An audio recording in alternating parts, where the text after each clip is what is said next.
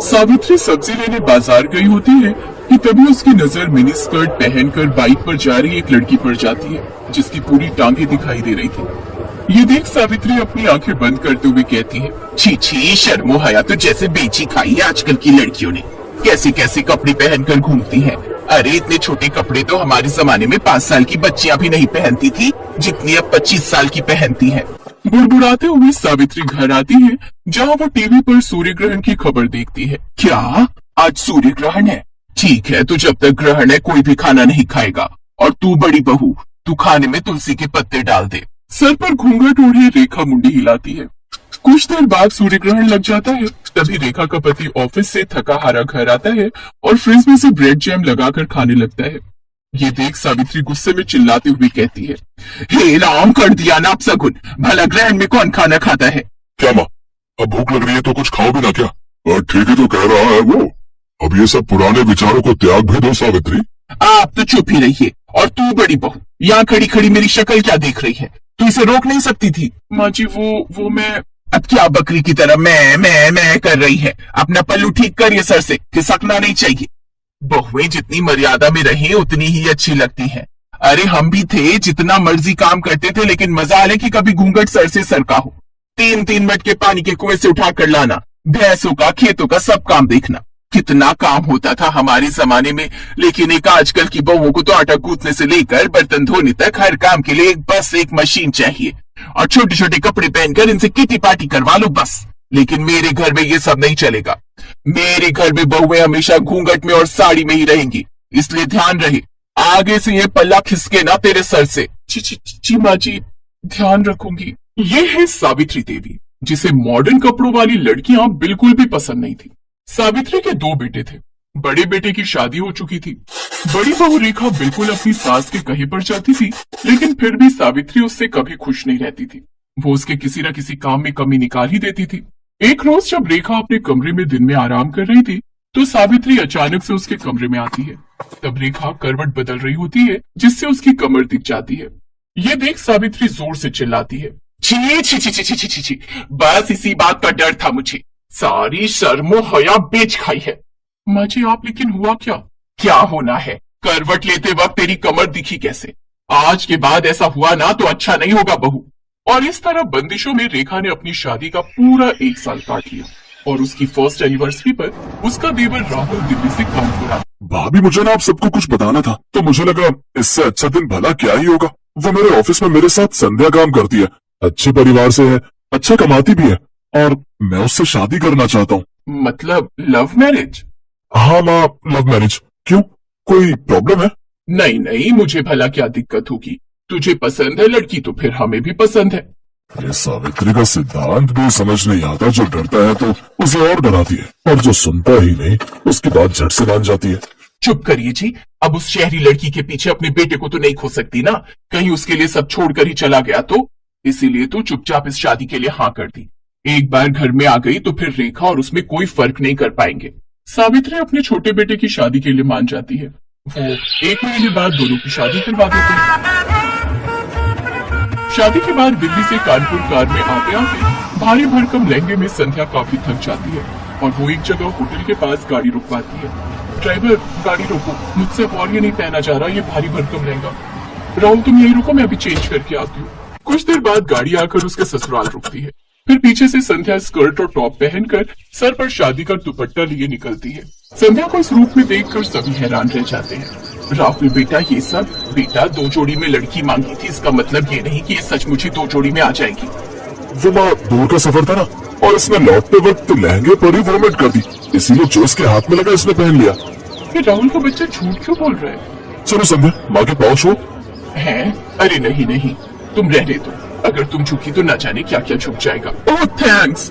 वैसे मैं खुद झुकने के मूड में नहीं थी। वो क्या है ना, मैं बहुत थक चुकी हूँ। वैसे माँ जी, हमारा बेडरूम कहाँ है? वो क्या है ना, मैं पहले बाथ शावर लेना चाहती हूँ। और राहुल डार्लिंग, तुम ना प्लीज मुझे बॉडी मसाज दे देना। आज सचमुच मुझे बहुत थकावट है। बताओ ना माँ जी, बेडरूम कहाँ है? संध्या, बस 2 मिनट, माँ गृह प्रवेश कर ले। ओह प्लीज, थोड़ा जल्दी कीजिए ये सब formalities. I am really so tired. Savitri को मन ही मन बहुत गुस्सा आ रहा था, लेकिन वो कर भी क्या सकती थी। उसने चुपचाप उनका गृह प्रवेश करवाया और बहू बनकर संध्या अपने ससुराल आ जाती है। लेकिन संध्या के कपड़े देख सावित्री डर गई। ये नई बहू तो कुछ ज्यादा ही मॉडर्न कपड़े पहनती है। अरे पढ़ी लिखी नौकरी वाली है तो क्या हुआ, सर पर नाचेगी, जो मर्जी रुमाल जितने कपड़े पहनेगी।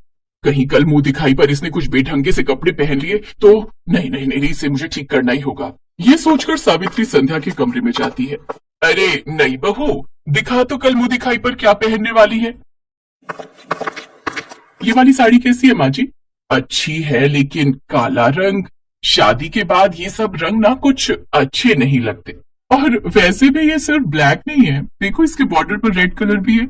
जो भी हो लेकिन तू ऐसी साड़ी नहीं पहनेगी। चल अब मुझे अपनी साड़ियां दिखा, मैं बताती हूँ तुझे कौन सी पहननी है। संध्या सावित्री को अपनी सभी साड़ियां दिखाती है, जिसमें से गुलाबी रंग की साड़ी देख सावित्री कहती है, हाँ ये वाली, ये अच्छी रहेगी, इसे ही पहन तू। जी माँ जी।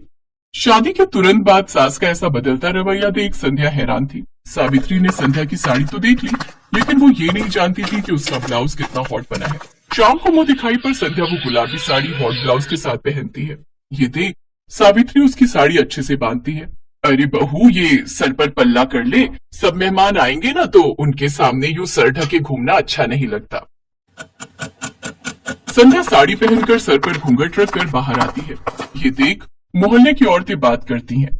मान गए सावित्री तुझे, मुझे तो लगा था कि ये मुंह दिखाई पर भी मिनी स्कर्ट पहन कर आएगी, लेकिन तूने तो एक दिन में इसे साड़ी पहनना और घूंघट रखना भी सिखा दिया। अरे मेरा नाम सावित्री है, सावित्री। अच्छा संध्या बहू, चल अब इन सबके पांव छूकर आशीर्वाद लो।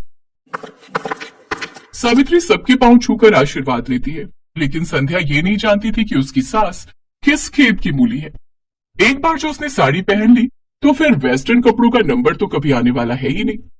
अगले दिन उन सबको मंदिर जाना था, इसलिए रात को ही संध्या अपनी सास से जाकर पूछती है कि कल उसे क्या पहनना चाहिए। तुझे क्या पहनना है क्या नहीं ये सब तो बात की बात है, लेकिन तू इस नाइट ड्रेस में बाहर कैसे आ गई? हमारे घर में ये सब नहीं चलता। लेकिन राहुल ने तो मुझसे कहा था कि मैं जो मर्जी पहन सकती हूँ। अरे उसे क्या पता इन सब के बारे में, रहा भी है वो इस घर में, बचपन से तो पहले पढ़ाई के लिए हॉस्टल में और फिर नौकरी के चक्कर में बाहर। तू उसकी बीवी है पर बहू मेरी है और इस घर में मेरी ही चलती है। संध्या उदास हो जाती है और वो अपने कमरे में चली जाती है। उसे उदास देख उसकी जेठानी भी उसके पीछे पीछे उसके कमरे में चली जाती है। उदास मत हो संध्या, इस घर का नाम ऐसे ही सावित्री निवास नहीं पड़ा है, यहाँ बस माँ जी की ही चलती है। उनसे पूछे बिना तुम्हें खाना तक नहीं बना सकती, तो कपड़े तो दूर की बात है। अब कपड़े चेंज करके साड़ी पहन लो और किचन में आ जाओ। मुझे नहीं लगता अब वो तुम्हें कभी भी वेस्टर्न ड्रेसेस पहनने देंगी। ऐसे कैसे नहीं पहन सकती? अब तो बस हफ्ता भर में ये साड़ी पहनूंगी, उसके बाद बिल्कुल नहीं। एक हफ्ते बाद राहुल संध्या के साथ हनीमून ट्रिप प्लान करता है। सच में संध्या बहुत मजा आएगा, कश्मीर सच में बहुत खूबसूरत है। अच्छा अब तुम पैकिंग कर लो। संध्या अपनी पैकिंग कर लेती है। फिर जब ये बात सावित्री को पता चलती है तो वो संध्या के पास आती है। अच्छा, कश्मीर जाने की तैयारी हो रही है, दिखा तो तूने क्या क्या रखा है वहां पहनने के लिए। वो क्या है ना, ध्यान रखना पड़ता है, कहीं तूने छोटे छोटे कपड़े रख लिए और तुझे सर्दी लग गई तो। वो तो मैं समझ ही गई थी कि बिना मेरे कपड़े चेक किए आप मुझे जाने कहाँ देंगी। संध्या हनीमून के लिए चली जाती है, लेकिन वो वहां जाकर कुछ वेस्टर्न कपड़े खरीद लेती है और अपनी ढेर सारी फोटोज लेती है। लेकिन एक रोज उसकी सास वो फोटोज देख लेती है और वो संध्या पर खूब गुस्सा होती है। लेकिन तभी वहां सावित्री की सास रचना आ जाती है, जो काफी बूढ़ी होती है, लेकिन उन्होंने भी टी शर्ट और पैजामा पहना होता है, साथ ही चश्मा भी लगाया होता है। बताओ भला क्या बुराई है इन कपड़ों में? मुझे देखो, मैं क्या इन कपड़ों में बुरी लग रही हूँ क्या? अरे जब मैं गांव में रहकर ऐसे कपड़े पहन सकती हूँ तो फिर मेरे पोते की बहू क्यों नहीं? और तू जानती है आज क्या हुआ? जब मैं रेलवे स्टेशन से लौट रही थी तो साड़ी पहने एक लड़की बाइक पर बैठी थी, उसकी साड़ी बाइक में फंस गई और वो नीचे गिर गई, जिससे उसे थोड़ी चोट आ गई। और वो कोई और नहीं, हमारी बड़ी बहू रेखा है। अभी अस्पताल में भर्ती करवा कर आई हूँ उसे। जमाने के साथ अपनी सोच बदल सावित्री। ये सब बातें सुन सावित्री को अपनी गलती का एहसास होता है और अब वो कभी भी अपनी बहुओं को उनकी मर्जी के कपड़े पहनने से नहीं रोकती।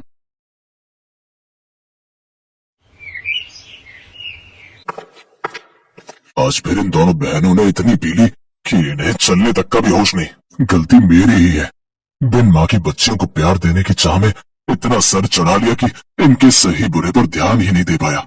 और आज नौबत यहाँ तक आ गई है कि ये दोनों पूरी तरह बिगड़ चुकी हैं।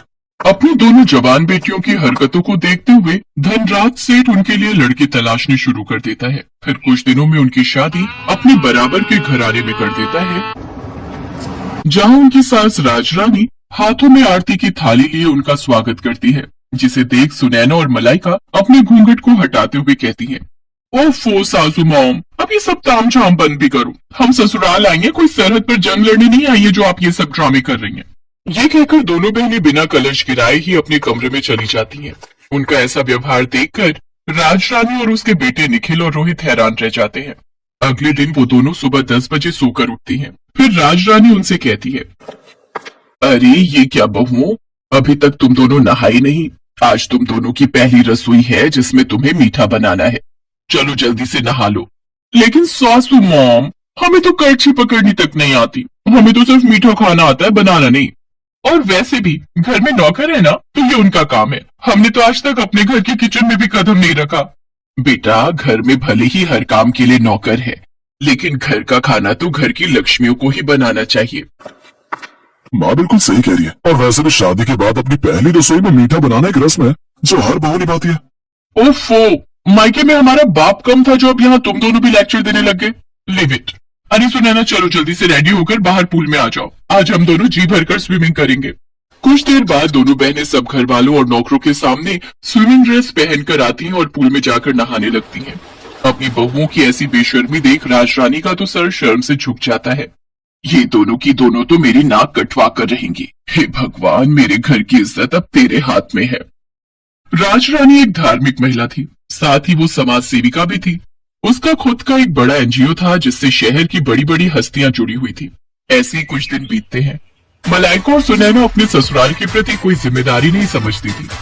वो दोनों तो बस सारा दिन अपने मेकअप, पार्लर, शॉपिंग और पार्टीज में ही बिजी रहती। ये इतने छोटे कपड़े पहनकर तुम रात को कहाँ जा रही हो बहू? सासू मॉम, आज हमारी फ्रेंड की बर्थडे पार्टी है, हम दोनों नाइट क्लब जा रही हैं, आने में देर हो जाएगी, चलो सुनैना। फिर दोनों शॉर्ट ड्रेस पहनकर नाइट क्लब चली जाती हैं, जहां वो खूब सिगरेट शराब पीती हैं। फिर आधी रात को कुछ लड़के उन्हें घर ड्रॉप करते हैं। दोनों लड़खड़ाती हुई अंदर आती हैं, जहां उन्हें देखकर राजरानी उनसे कहती है, ये सब क्या है? आज तो तुम दोनों ने हद ही कर दी। अरे बड़े घर की बहुओं को ये सब शोभा नहीं देता। ओ सासू मॉम, अब अपना भाषण फिर देना मत शुरू कर दो। अरे यार, यही तो हमारी जीने के दिन है। अरे हम अपनी जवानी में एंजॉय नहीं करेंगे तो क्या तुम जैसी बुढ़िया होकर एंजॉय करेंगे? हाँ। तभी निखिल और रोहित वहां आते हैं और उन दोनों को जोरदार थप्पड़ मारते हैं। ये देखकर दोनों बहनों को बहुत गुस्सा आता है और वो भी अपने पतियों के मुंह पर थप्पड़ कस देती हैं। हम आज के जमाने की लड़कियां हैं, मुंह तोड़ जवाब देना बहुत अच्छे से जानती है, तो ऐसी गलती फिर मत करना। फिर दोनों अपने कमरों में लड़खड़ाते हुए चली जाती हैं। ऐसे ही समय बीता। फिर एक रोज सुनैना और मलाइका अपने घर में लेटी थी, तो उनके फोन पर एक मैसेज आता है जिसमें शहर के बाहर एक फार्म हाउस में रेव पार्टी का इनविटेशन होता है। Oh wow, rave party! Malaika, I am so excited यार। मैंने आज तक बस रेव पार्टीज के बारे में सुना था, लेकिन अब तो हम उसे एंजॉय भी करेंगे। ऑफ कोर्स, अगर लाइफ में हर चीज का मजा नहीं लिया तो क्या किया? We will definitely go there.